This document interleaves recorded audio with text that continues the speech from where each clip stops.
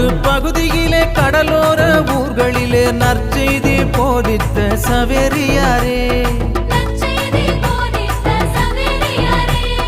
நம்பி வந்த எங்களது முன்னோர்கள் யாவருக்கும் ஞான ஸ்நானம் வழங்கிய சவேரியாரே, வாழியவே வாழியவே சவேரியாரே, எங்க விசுவாச நாயகனே சவேரியாரே.